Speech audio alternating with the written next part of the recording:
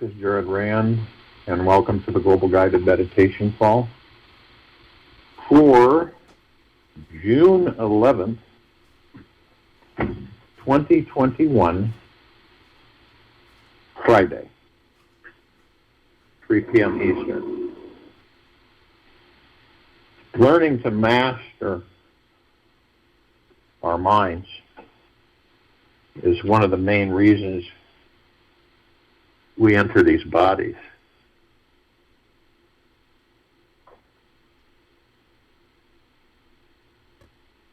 And the mind is one of the most significant things in this life, but only as a servant, not as a master. The moment the mind becomes your master, then the problems arise. Then it displaces your heart.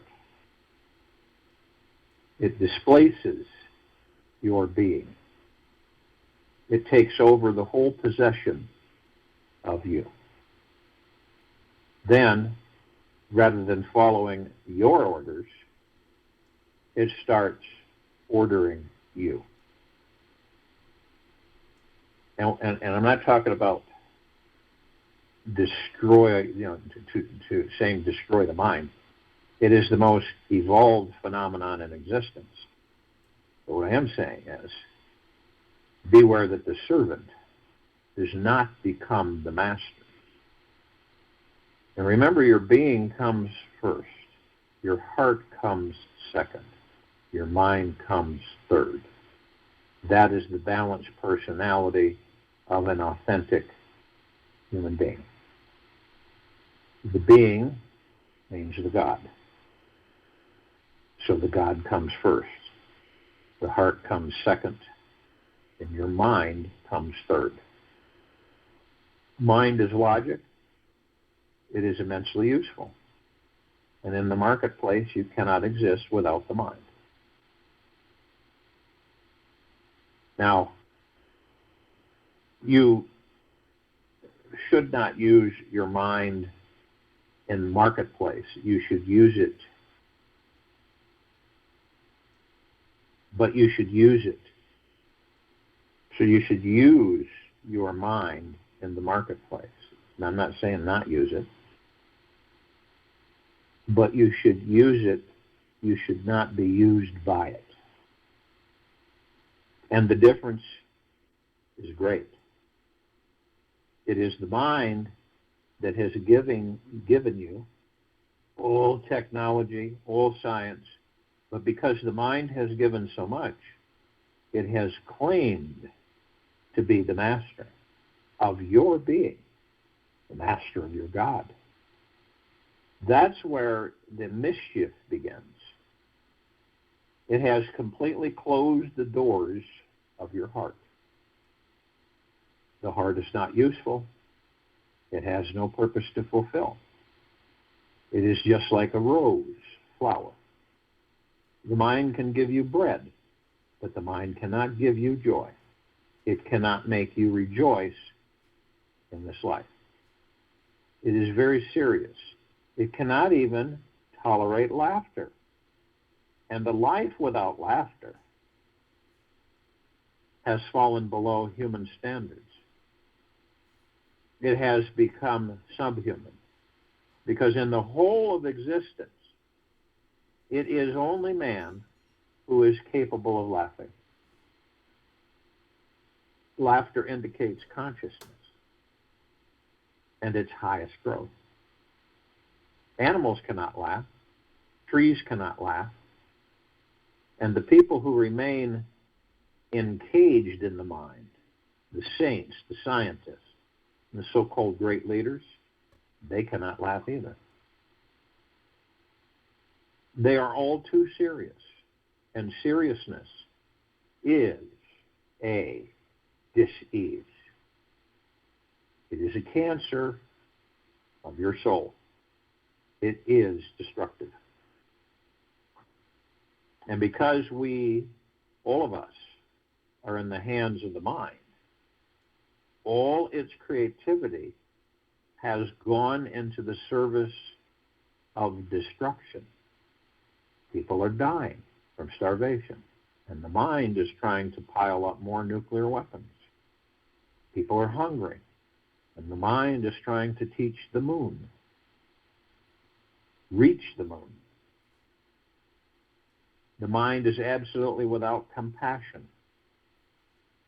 For compassion, for love, for joy, for laughter, a heart freed from the imprisonment of mind is needed. And the heart has a higher value. It is not of any use in the marketplace, because the marketplace is not your temple. The marketplace is not your life's meaning. And the marketplace is the lowest of all the activities of human beings. What is the marketplace? Well, I'm sure you've surmised it. It is this external world.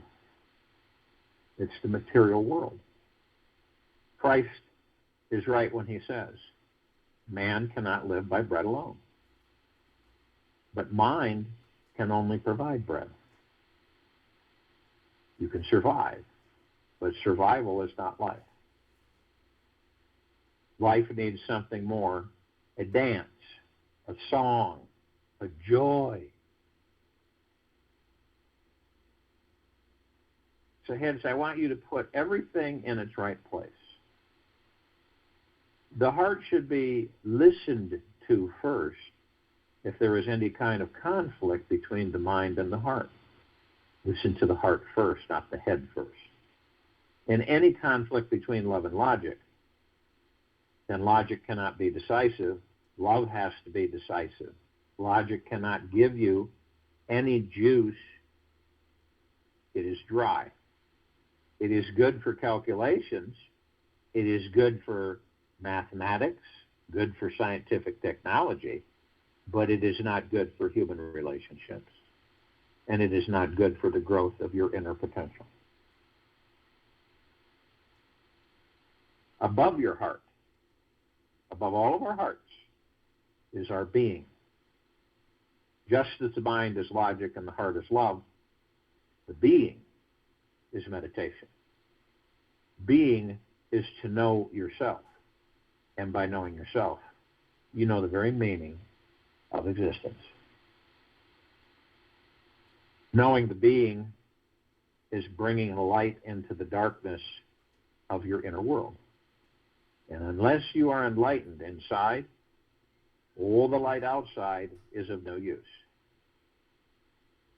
And within you, within each and every one of us, there is just darkness, abysmal darkness, unconscious, and all our actions are going to arise out of that darkness, out of that blindness.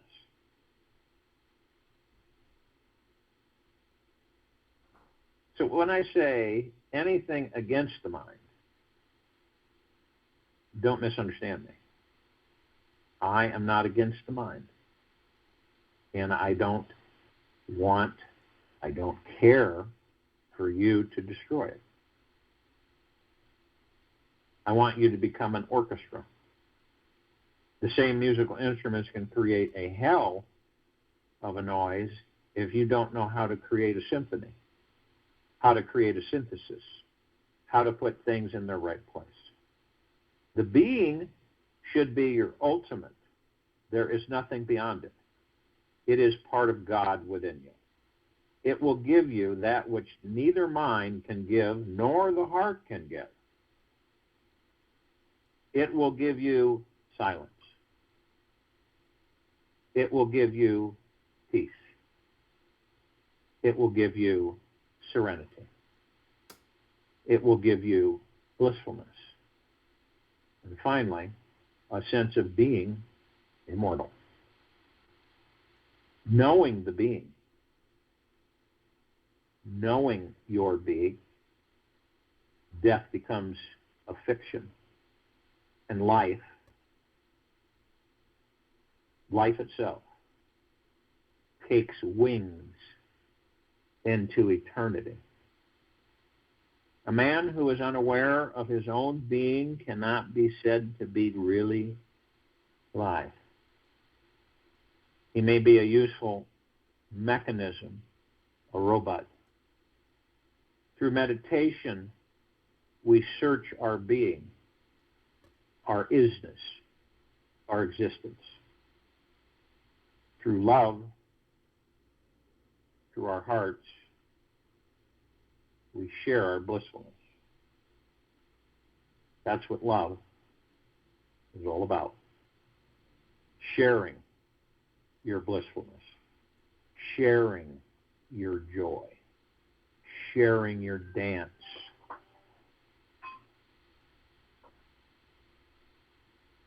sharing your ecstasy. The mind has its own function to the marketplace. But when you come home, your mind should not continue chattering. Just as you take off your business coat, your hat, your shoes, you should say to the mind, now be quiet. This is not your world. This is not being against the mind. In fact, that is giving the mind rest. So you say to the mind, now be quiet. This is not your world. And this is not being against the mind. It is, in fact, this is giving the mind rest. In the home, with your spouse, with your husband, with your children, with your parents, with your friends, there is no need for the mind. The need is for an overflowing heart. Unless there is loving overflowing in a house, it never becomes a home. It remains a house.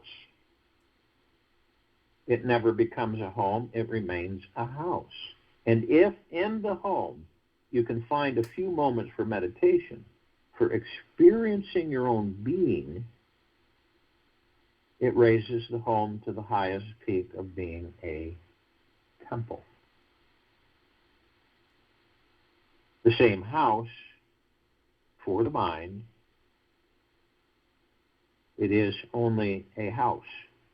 For the heart, it becomes a home. For the being, it becomes a temple. The house remains the same. You go through the changes, your vision changes, your dimension changes, your way of understanding and looking at things changes. And a house that is not all three is incomplete, is poor. A man that is not all three in deep harmony, the mind serving the heart serving the being, and the being belonging to the intelligence spread all over existence. People have called it God, and I love to call it godliness. There is nothing above it. Is the mind my own, or has it been implanted by others? The mind is within each and every one of us, but it is really a projection of the society inside us. It is not yours. No child is born with a mind. He is born brain. The brain is the mechanism. The mind is the ideology. The brain is fed by the society, and every society creates a mind according to its own conditionings. That's why there are so many minds in this world. The Hindu mind is certainly separate from the Christian mind, and the communist mind is certainly separate from the Buddhist mind. But a fallacy is created in the individual that the mind is yours. So the individual starts acting according to the society, following the society, but feeling as if he is functioning on his own. This is a very cunning device. A very cunning device. George Gurdjieff used to tell a story. A magician deep in the mountains had many sheep, and to avoid servants and to avoid looking after the sheep and going in search of them every day when they were lost in the forest, he hypnotized all the sheep, telling each sheep a different story. He gave different minds to each sheep. To one he told, "You are not a sheep, you are a man. So you need not be afraid that one day you will be killed, sacrificed, like other sheep. They are only sheep. You need not be worried as far as returning home and concerned." To some he said, "You are a lion, not a sheep. And to some, you are a tiger." Since that day, the magician was at ease. The sheep started behaving according to the mind that was given to them. He could kill a sheep. Every day he used to kill sheep for his own food and his family's food. And the sheep, who believed that they were lions or men or tigers, would simply look and giggle. This is what happens to sheep. But they were not afraid. Not like in the old days. When he killed a sheep before, all the sheep were trembling, afraid. Tomorrow is going to be my day. How long can I live? And that's why they used to escape into the forest to avoid the magician. But now, nobody was escaping. There were tigers, there were lions, all kinds of minds had been implanted in them. Our minds are not our minds. This is something basic to be remembered.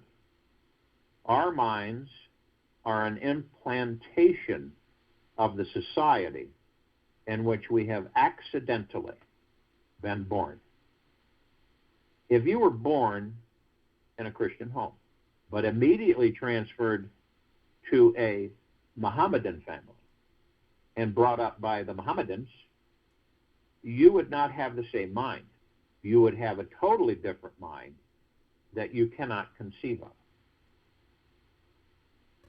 Bertrand Russell, one of the geniuses of our times, tried hard to get rid of the Christian mind, not because it was Christian, but simply because it was given to him by others.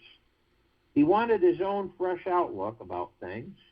He did not want to see things through somebody else's glasses. And directly, he wanted his own mind. There's nothing wrong with that. So it was not a question of being against the Christian mind. If he had been a Hindu, he would have done the same. If he had been a Mohammedan, he would have done the same. If he had been a communist, he would have done the same.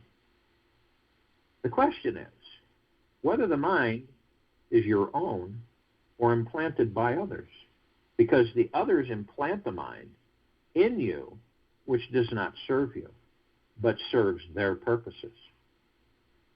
You are prepared by the parents, by the teachers, by the priests, by your educational system to have a certain kind of mind. And your whole life, you go on living through that certain kind of mind. That is a borrowed life. And that is why there is so much misery in this world. Because nobody is living authentically. Nobody is living his or her own self. He is simply following orders implanted in him. So Bertrand Russell tried hard to write a book. why I am not a Christian. But in a letter to a friend he wrote, although I have written the book, although I do not believe that I am a Christian, I have dropped that mind. Still, deep down, one day I asked myself, who is the greatest man in history? And rationally I know it is Gautam Buddha. But I could not put Gautam Buddha above Christ. That day, I felt that all my efforts have been futile. I am still a Christian. I know rationally that Christ stands no comparison with Gautam Buddha. But it is only rational, emotionally, sentimentally, I cannot put Gautam Buddha above Christ. Christ remains in my mind conscious and unconscious, still affecting my attitudes, my approaches, my behavior. The world thinks I am no longer a Christian, but I know it seems difficult to get rid of this mind. They have cultivated it with such acumen, with such craftsmanship, and it is a long process. And we never think about it. A man lives at the most 75, 80, 90, 100, and for 25 years, he has to be in the schools, colleges, universities. 1/3 of life is devoted to cultivating a certain mind. Bertrand Russell failed because he had no knowledge of how to get rid of it. He was fighting, but groping into the dark. There are absolutely certain methods of meditation which can take you away from the mind. And then it is very easy if you want to drop it. But without first becoming separate from the mind, it is impossible to drop it. Who is going to drop whom? Many are fighting with one half of their mind against the other half. Both are Christian. It is impossible. The society wants you simply to be a carbon copy, never an original. The strategy to create a mind in you is to go on repeating certain things continuously. And even if a lie is repeated continuously, it starts becoming a truth. You forget that it was a lie in the beginning.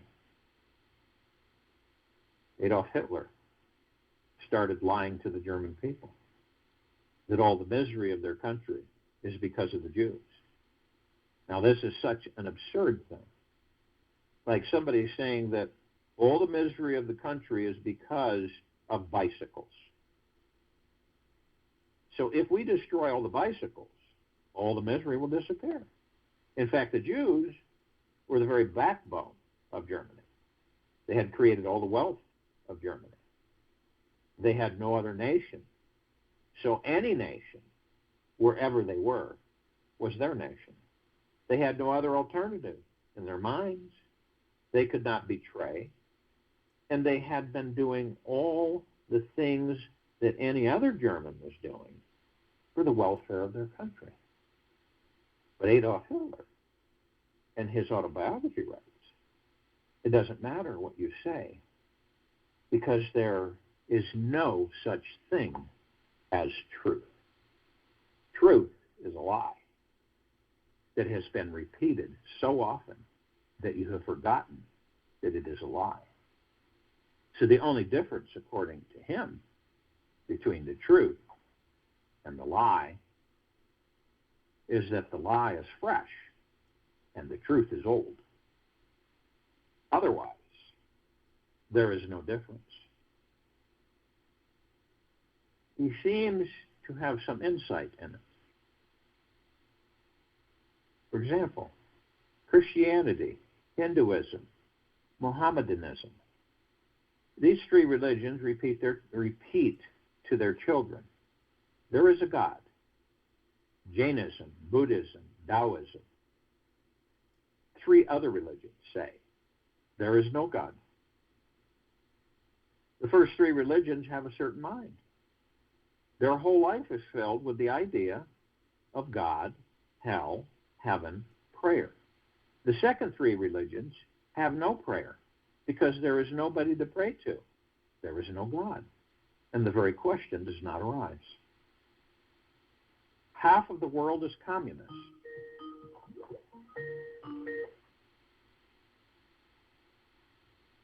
They don't believe even in the soul of man. And every child is continuously told that the man is matter.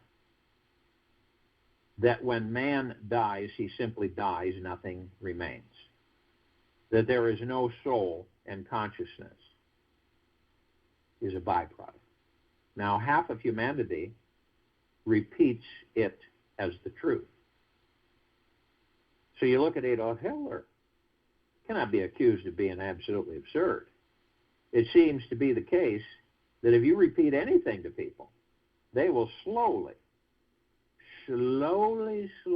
start believing it. And if it has been repeated for centuries, it has become a heritage. Our minds are not ours. And our mind is not young. It is centuries old, 3,000 years old, 5,000 years old. That's why every society is afraid of anybody creating a doubt about the mind. Is it a crime to create a doubt in you about your mind? Understand that it is not your mind. And your search should be to find your own mind. To be under somebody else's impact is to remain psychologically a slave. And life is not for slavery. It is to taste freedom. There is something like truth, but with this mind, you can never know it. Because this mind is full of lies. Repeated century after century, you can find the truth when you put this mind completely aside and look at existence with fresh eyes, like a newborn child. Then, whatever you experience is truth. And if you remain constantly alert not to allow others to interfere with your inner growth, there comes a moment when all of us become so attuned with existence, so one with existence. Only this experience is religious experience. It is not Jewish. It is not Christian. It is not Hindu. How can any experience be Jewish, Hindu, or Mohammedan? You never see its ridiculousness. You eat something and you say, it is delicious. But is it Christian or Hindu or Buddhist? You taste something and you say it is sweet. But is it communist? Is it materialist or spiritualist? These questions are nonsense. It is simply sweet and it is simply delicious. When we feel existence immediately, without any mediator, with no mind given by anybody else to you, you taste something which transforms you, makes you enlightened. And awakened beings, awakened, brings you to the highest peak of consciousness. A greater fulfillment? There is not. A higher counterment? There is not. A deeper relaxation? There is not. You have come home. Life becomes a joy, a song, a dance, and a celebration. So if you will, go to the place where you're not going to be interrupted, and I'm sure we all are. And the first thing that we care to do is relax our bodies. Head to toe, inside and out. Let go of everything. Let go of life. Let go of the material world. Let go of stress, fear, anger, hate, hurriedness, envy. Let go of lies. Body will respond. You are not the body.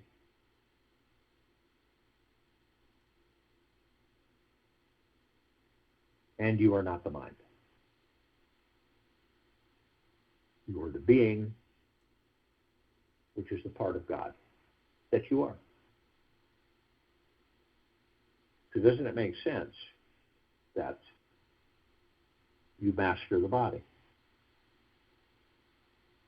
through your being of the God that you are, through your pure consciousness? You don't do it through the mind. And all that stuff is gone. And the body responds by total relaxation. Doesn't even have a thought. It isn't really thinking because it's not the mind. And it isn't in the mind. It is being guided by you, the being, the God. So as the body relaxes, you move into the now.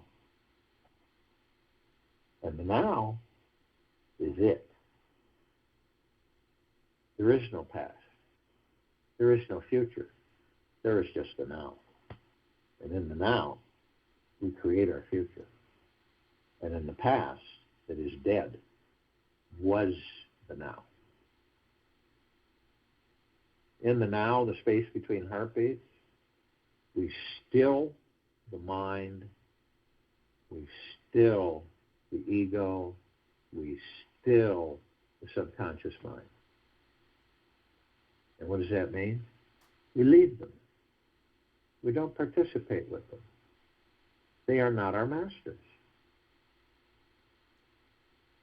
This is deeply part of our ascension.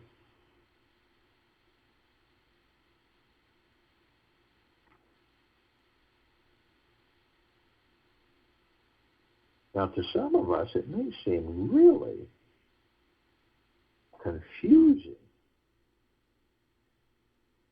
But all in all, it's very simple.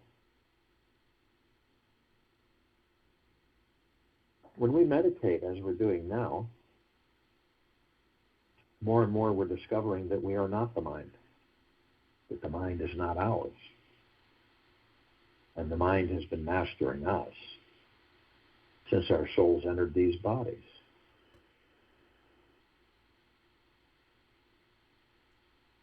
Freedom, joy, bliss is discovering that you are the God.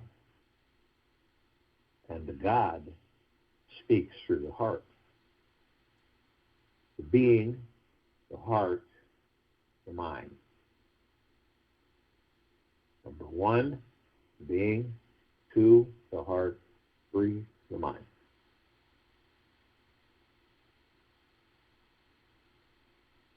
Now you begin to see or understand faithfully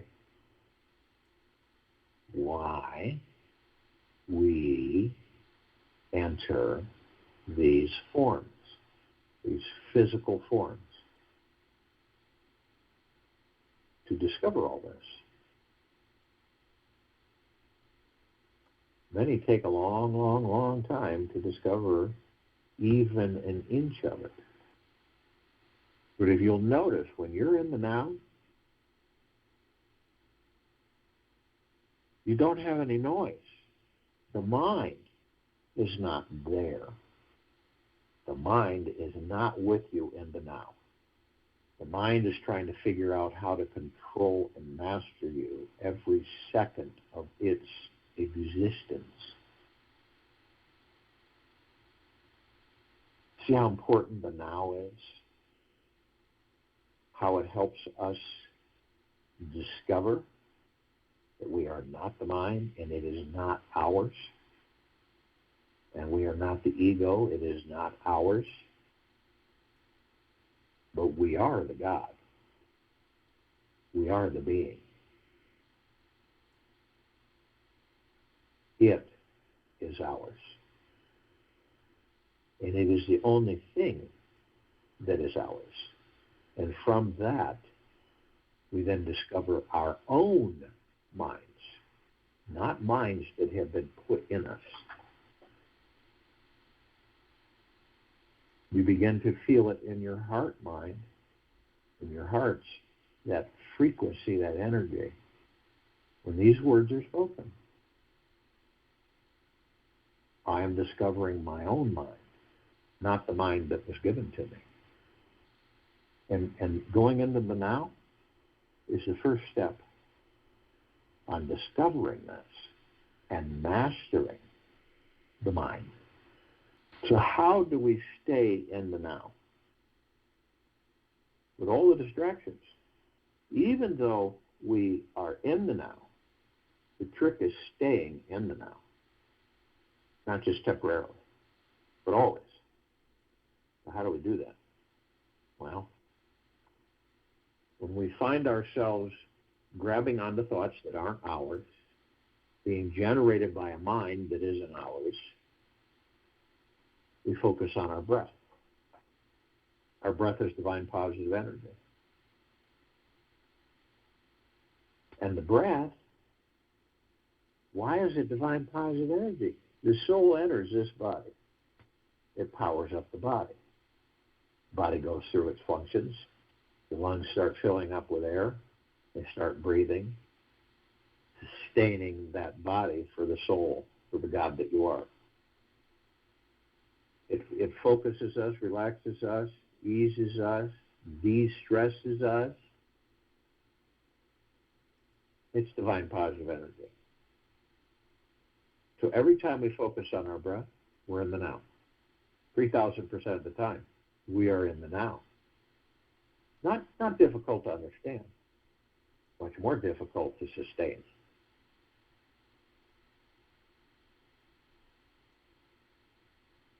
But practice. Every time we find ourselves floating away, we embrace the breath. Then we will know that we're in the now. That circumvents the mind that isn't ours, and it circumvents the ego that isn't ours.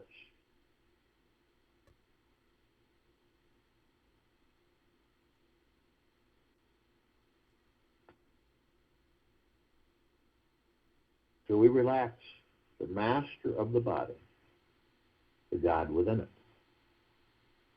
Now you can see how, like I share with everyone every meditation, we will learn that we are the healers of this body.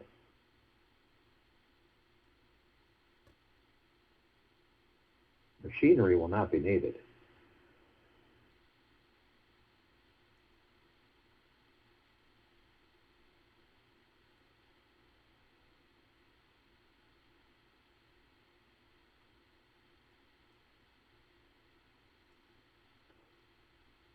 So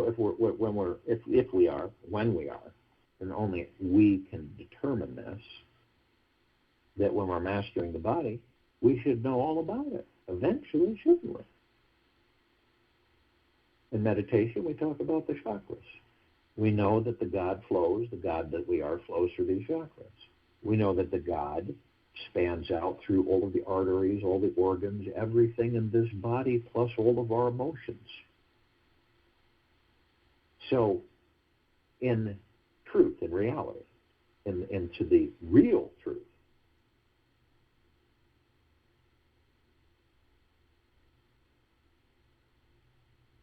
we are the masters of this body that we're in.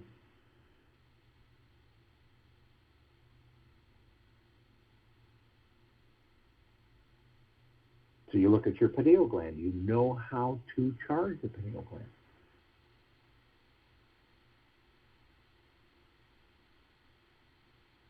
You condense and compress yourself into an omnipotently powerful frequency, energy, liquid, as the God that you are, and the breath that the body is. You hold it at the top of the head after running through all 7 of the chakras in the body as a perpetual energy fountain, and then we release it over our pineal gland. So the God saturates the pineal gland, divine positive energy, the breath, and the pineal gland expands into full healthy functioning, which opens up all the gateways and all the particles of existence, which then opens up for us to determine and to discover that the minds that we've had since we've been in these bodies are not ours. They have been implanted. This is all part of our discovery and ascension. This is all part of our enlightenment.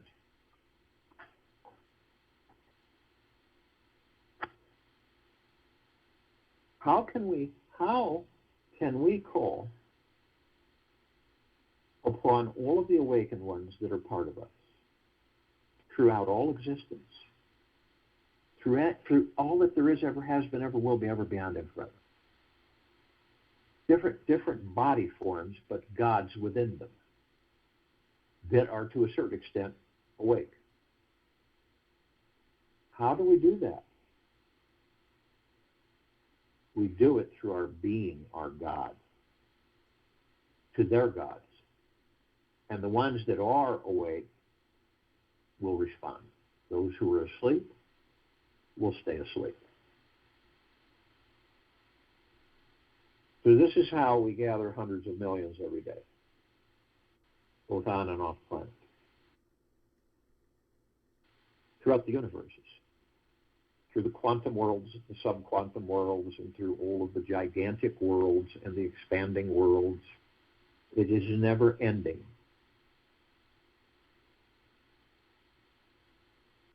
And understand, all of us are the life. The body is just the vessel. We are the life. That is why life is the highest value in the universes, highest supreme value in the universes, in all existence.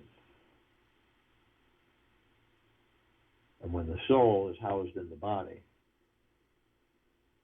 life is absolute supreme. The body is supreme. We walk this planet. We create paradise because the God force is within the body. It cannot not create paradise. Or, at the same time, increase the vibrational frequency of the planet and itself, all of the gods within these bodies.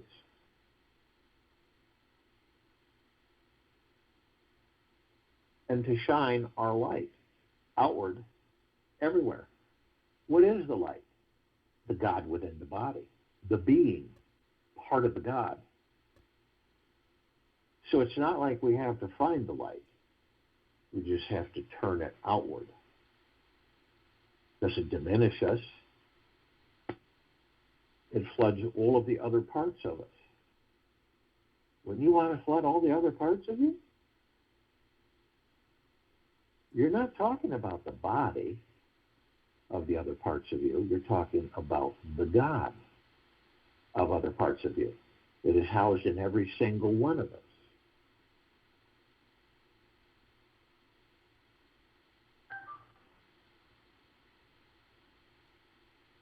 You can feel this through your heart-mind.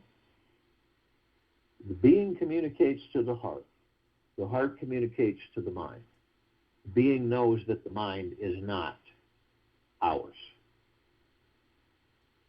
The being communicates through the heart so that we can discover our own minds.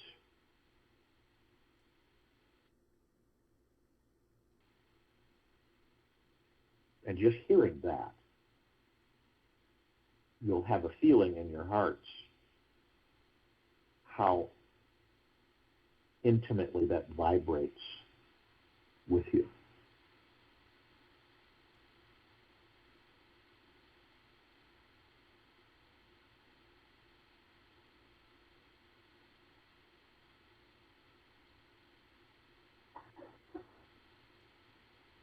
We call upon many different physical life forms, all housing gods within them. We have the civilization of the archangels, the cherubim, the seraphim, the archetypes. We have the ascended masters.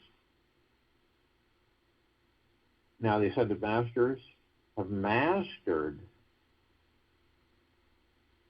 being in the body, ascending into the body, and also mastered ascending out of the body. So they hold pure God form, pure consciousness. We are and are continuously ascending into physical form to master the physical form and create our experiences to perfect our creation. And along the way, we may just learn that when we decide to leave these bodies, we are the light. It's a no-brainer. The mind that is implanted in us makes us believe that we are not the light, that we have to follow the light. Understand the connection now? And you discover that the mind that you thought was yours is not yours, that it's been implanted there. Hard for some to embrace at first.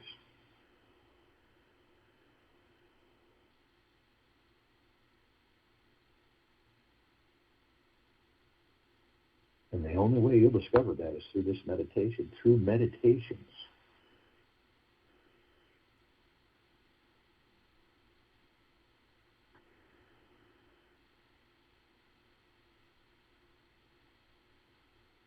Now understand that we are meeting with each other all the time. The archangels, the cherubim, the seraphim, the archetypes, the ascended masters, because they are part of us. And we are part of them. This is connected to the pineal gland while we're in these physical forms. This allows us to connect with all that there is, ever has been, ever will be, ever, beyond, and forever. And through meditation, we begin to discover this. We can see through others' sight. We can feel through others' feel, knowing all along that the mind that we have is ours, not the one that was implanted, and that we are the God. The archangels, you are them, they are us. The ascended masters, you are them, they are us. And the awakened part is that they are all consciously aware that they're of and from the highest, of deepest, deepest, deepest, eternal love, and of and from the highest, of deepest, deepest, deepest, eternal gratitude. Asleep, they would not understand. They will.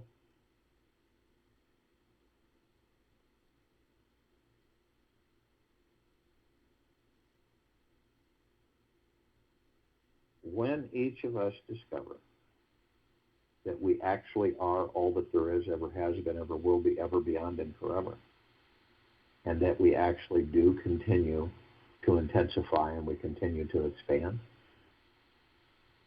filling the sacredness of space with life.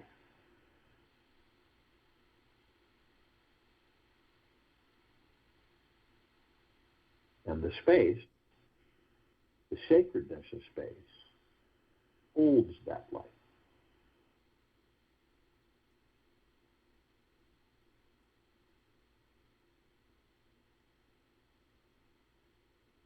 So the inhabitants of inner earth, hollow earth, Agartha, beneath earth,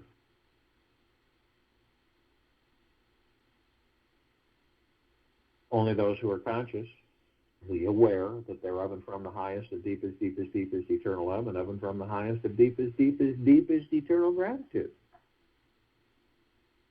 are with us consciously, and billions in numbers.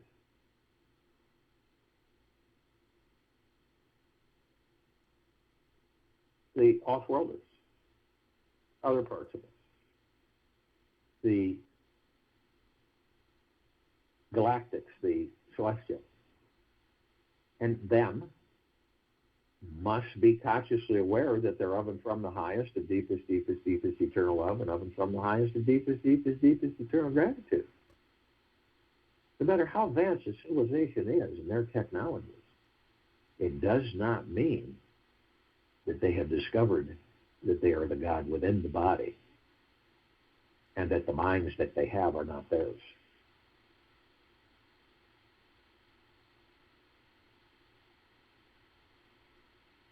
Those of the offworlders, galactics, and celestials, the ones that we're aware of, that have been continually spoken to us about, Pleiadians, the Sirians, the Arcturians, the Andromedans, the feline Zeta Reticuli, the Nords, the Greys, the Draco, the Reptilian, the Golden Pyramid, the Avian. There are billions of civilizations, trillions,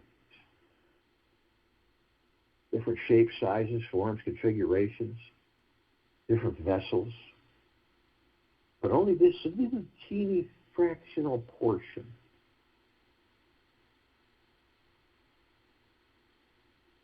and all of them, only those that gather with us, that are part of us, parts of ourselves, and the collective consciousness, the pure consciousness, the God. Those are those who are consciously aware that they are of and from the highest and deepest, deepest, deepest eternal love, and of and from the highest and deepest, deepest, deepest eternal gratitude. Now, they're part of us, but parts of us are asleep. Others are not. We communicate with the others that are not asleep. The other parts of us that are not asleep. Now, in these physical vessels, they've been assisting us in our evolution, in our enlightenment, in our ascension, freeing ourselves from our own self-imposed bondage and our own self-imposed slavery. And the parts that are conscious are with us now. All of our loved ones who have ascended out of body in this lifetime and all lifetimes that we've inhabited, future lives, past lives, present lives. But if they haven't discovered who and what they are while in the body, they will not know who and what they are out of the body. And then they will follow the light and start that matrix process all over again. That's why we say in this meditation, only those who are consciously aware that they are of and from the highest of the deepest, deepest, deepest eternal love, of and from the highest of the deepest, deepest, deepest eternal gratitude, can really participate with us as parts of ourselves because they're awake.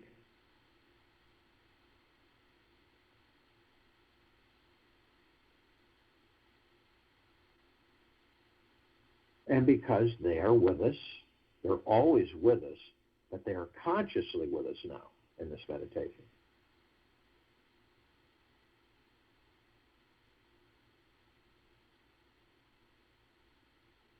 All the light energy beings on this planet and throughout existence and beyond.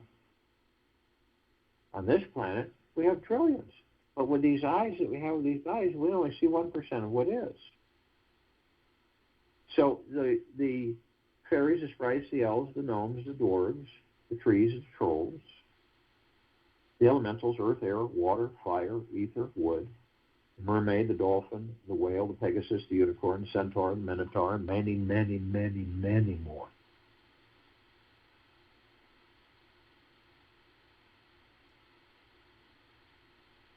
And those of all of the trillions of them that are consciously aware that they're of the high, from the highest of the deepest, deepest, deepest eternal love, and from the highest of the deepest, deepest, deepest eternal gratitude, from and of, then they're awake with us. What about all the ones sleeping? They're with us. They're parts of us. There's no separation. It's just identifying those who are consciously aware and calling upon them as parts of ourselves.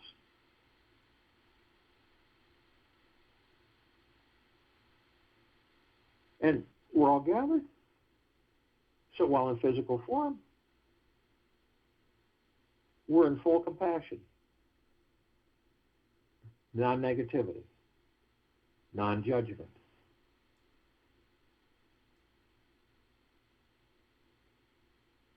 stillness of mind, non-ego, non-mind,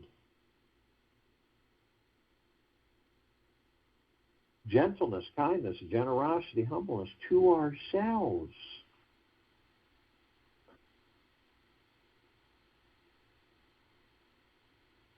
Bliss, joy, peace, tranquility, benevolence, prosperity, abundance to ourselves.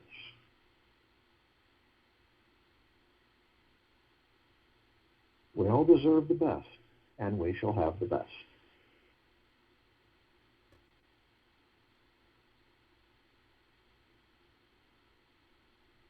Forming a circle of light around the equator of this planet Earth, Gaia.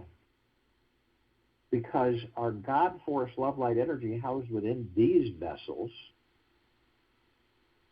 continues to intensify and continues to expand. And it is in all that there is, ever has been, ever will be, ever beyond, and forever. Omnipotently powerful. Can't measure the power. There's no device that can.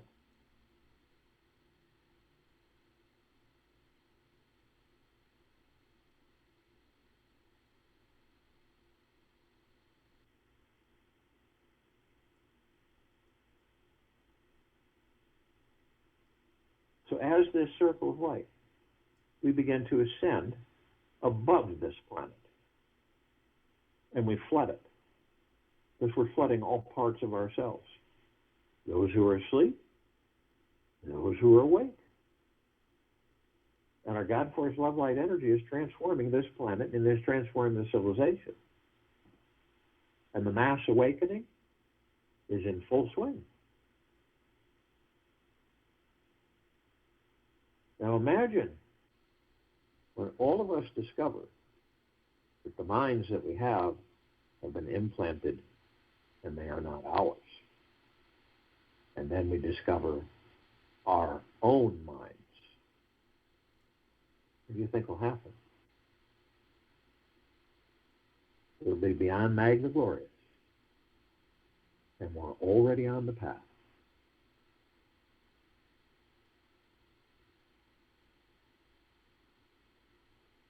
We come into full contact with a massive ocean of glitter. It's everywhere. This is reflecting all of us back and forth to each other. Trillions of multiple colored lights. You'll notice at the point of reflection that there's microscopic little mirrors. We go into them. We discover that we're all teaching each other. We're all learning from each other. There isn't anyone we do not learn from, including ourselves. And there isn't anyone that we are not teaching, including ourselves.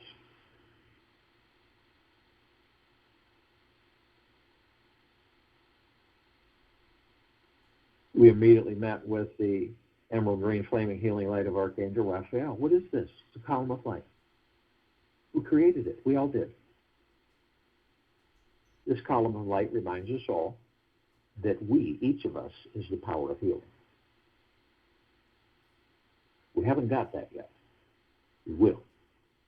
So we use technicals to replace the unknown.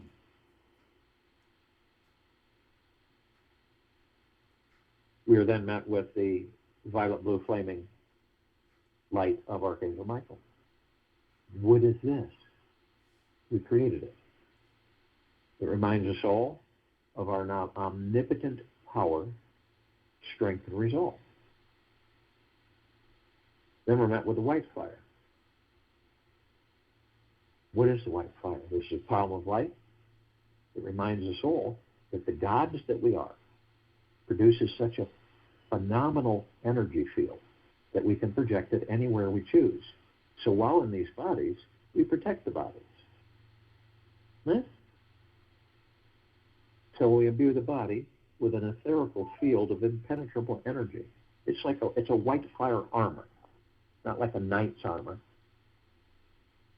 And because of its massively powerful electric energy field, nothing can come near it.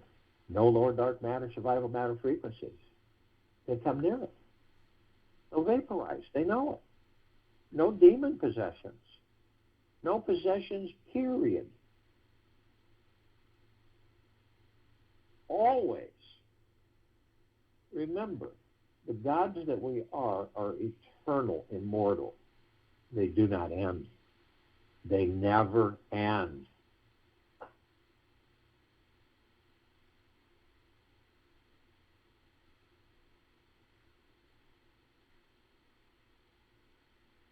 But only you have the power, only you, that if you decide to lower your vibrational frequencies low enough through hatred, anger, greed, envy, stress, fear, worry,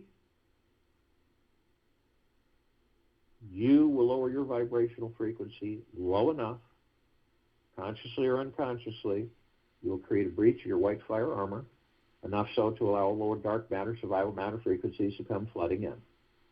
Now, if you do decide to do this, you are then met with the purple transmuting flame, of which we have all created. This is a column of light that reminds us all that we can bring in the purple transmuting flame. We can transmute all these lower dark matter, survival matter frequencies into neutral light substance, send them to pure consciousness where they're totally vaporized and gone. We are then met with the violet ray, of which we've created. This is a column of light that we can bring in right behind the purple transmuting flame, and we can literally cleanse and purify the area where these lower dark matter, survival matter frequencies were, sealing the breach in our white fire armor, restoring the highest of the highest high of our vibrational frequencies of pure, deep, eternal love, gratitude, and peace. We are then met with the golden light, pink light. This is us. This is a column of light that reminds us of who we are, what we are, the gods, and what we look like, and how we can view ourselves, which means we are the sun, the sunlight, the rainbows, the rain, the trees, the forest, the sky, the clouds, the animals, the soils, the oceans, the rivers, the lakes, the streams, the sunsets, the sunrises. How do you know you're you? When you see a sunset or a sunrise, or any magnificent view, it is you. You're the beauty. You're the vibrance. You're the love. You're the creator of all things.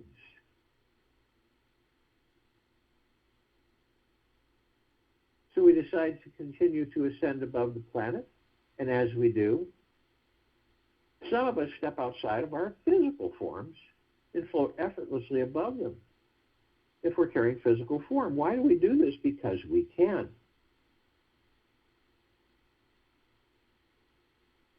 We come into full contact with this massive crystalline light tower, which we created. It's larger than the solar system. In the center of it, there's this massive oblong sphere. In the center of the sphere is a golden white bowl of light. It is surrounded by uncountable, so many ribbons of multicolored light, all shimmering and all sending massive waves saturating. These are energetic waves. These are electrified waves, gold shimmering, all kinds of colors, literally flooding us, soaking us in ourselves and the gods that we are, in pure, deep, eternal love, gratitude, and peace, endlessly. And at the top, we designed it so the golden ocean can come cascading down 360 degrees forever, as it's doing now with all of us, as it is part of us, flooding everything in pure, deep, eternal love, everywhere. We're drops of that golden ocean. Golden ocean is the drops. We're the drops. We contain the essence of the golden ocean. We're all one. There's no separation. Separation is the illusion in the minds that have been implanted in us.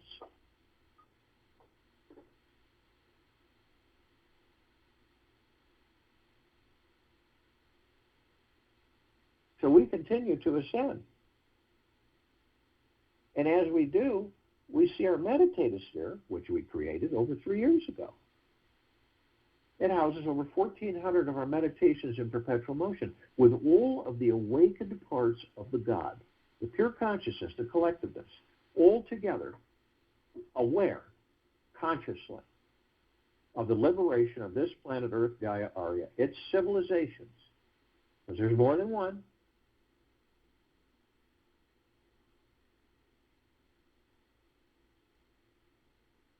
And it is in full swing. It is absolutely magnificent. And it is part of us, and we are part of it. This meditative sphere can be seen, heard, and felt in all that there is, ever has been, ever will be, ever beyond, and forever. And it continues to expand, and it continues to intensify. It floods us all. Who are you? Who are you?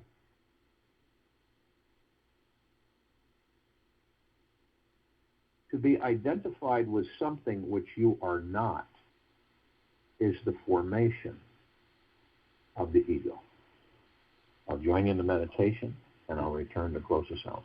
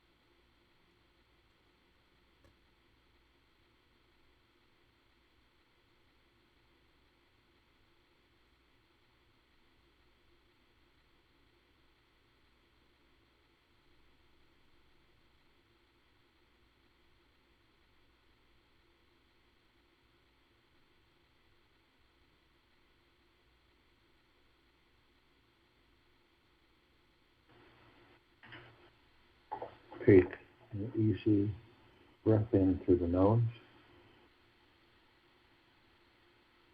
and an easy breath out through the mouth. Move slowly, easily.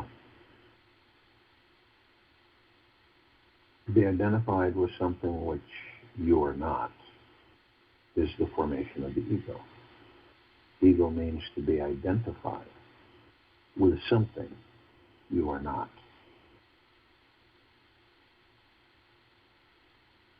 Whatever one is needs no identification. You need not to be identified with it. You are already it. Take this with you for the rest of the day, into the evening and night, and into the following morning. And we will return here Saturday, June 12th, 2021, 3 p.m. Eastern, to continue our global guided meditation call. We have a reverse agent call tonight at 9